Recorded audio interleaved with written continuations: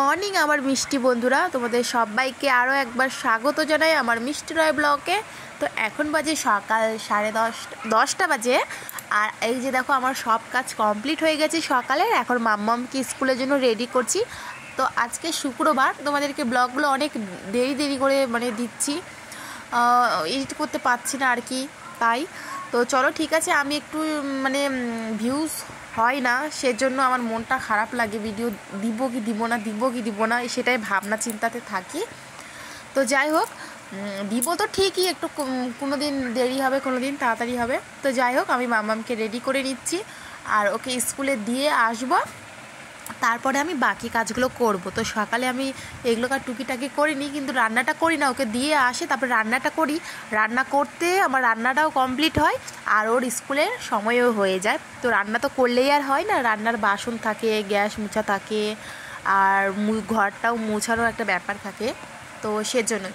আর কি হয় বলো তো, এখন সকাল সকাল কিন্তু বৃষ্টি পড়ে, সারা রাত কিন্তু বৃষ্টি পড়ে না, ভোর ওই 4-5টার থেকে শুরু হয় বৃষ্টি পড়া, আর ওই বৃষ্টি পড়তে থাকে। এখনও কিন্তু বাইরে গুড়ি বৃষ্টি পড়ছিল, তো ভাবলাম যে নিয়ে যাব না, তারপরে ভাবলাম যে না, বাড়িতে বসে থাকি, কী বা করবে, শুধু ফোন দেখতে চাবে, ফোন ঘাঁটবে। তো এই যে দিয়ে চলে আসলাম, আর এখন রান্না বসিয়েছি, ভাত বসিয়েছি, আর এটাতে হচ্ছে কলমি শাক, হ্যাঁ এরকমই কিছু একটা বসিয়েছি। আর এদিকে নিয়ে চলে আসছে মাছ, আর মাছের ডিম আর মাছ। তো এই যে রান্নাটা ফটাফট কমপ্লিট করলাম, করে নিয়ে আগে মামামকে আনতে যাচ্ছি, কেননা অনেকটা লেট হয়ে গেছে, আর বাসনগুলো মাঝি নয় কলপারে ধুয়ে দিয়েছি। আর দেখো চলে আসলাম, পাতলা করে কাতল মাছের ঝোল করছি, আর মাছের ডিম আছিলো, সেটাতে পেঁয়াজ, কাঁচা লঙ্কা, ধনিয়া পাতা দিয়ে বড়া করেছি। আর এইদিকে দেখো, তখন করলা আর আলু কিন্তু আমি ভাজা করছিলাম, আর তোমাদেরকে বলছিলাম যে শাক। তো যাই হোক, বলে দিলাম এখন। তো খাওয়া দাওয়া শেষ, এখন বাজে 3টা। হ্যালো ফ্রেন্ডস, তো কেবলই খেলাম, এখন বাজে 3:25।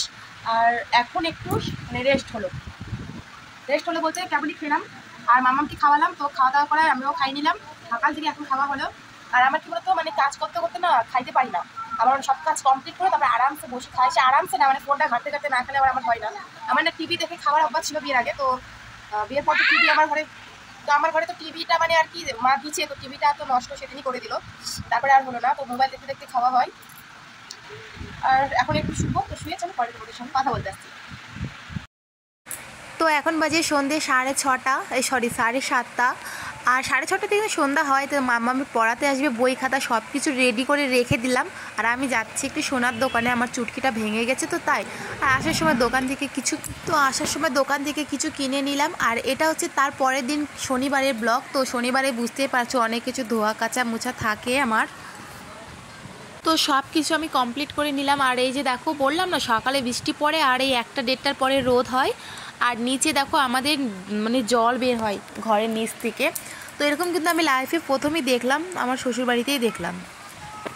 আর এদিকে দেখো ফট করে বৃষ্টি পড়ছে, আর একটা একদম দুর্ঘটনা ঘটে গেলো আমার মামামের সঙ্গে, তোমাদেরকে আর আমি কি বলবো। তো এখনও পর্যন্ত কিন্তু বাচ্চাটা ঠিকই আছে, এখনও পর্যন্ত আমার মেয়েটা ঠিকই আছে। এই যে আলুর ভাজা খাচ্ছে ঝাল। আর কি হয়েছে জানো, আমাদের তো টেবিল ফ্যানটা আছে, তো টেবিল ফ্যানে আমরা কিন্তু এখন হাওয়াটা চালাই আর কি, আর উপরের ফ্যানটা বন্ধ করে রাখি, কেননা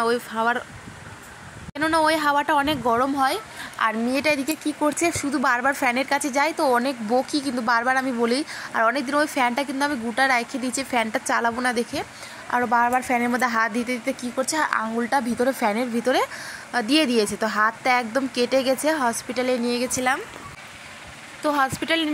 তো সেখানে বললো যে বাচ্চাটার কিছু হবে না আর কি, একটু ওষুধ লাগিয়ে দিল, ঠিক হয়ে যাবে। আর তারপরেও আমরা একটু নার্সিং হোমে নিয়ে গেলাম, সেখান থেকে একটা ব্যথার ওষুধ নিয়ে নিলাম, আর একটা মলম নিয়ে নিলাম। তো চলো ভিডিওটা এখানে শেষ করছি, তোমাদেরকে ভালো লাগলে অবশ্যই লাইক করো।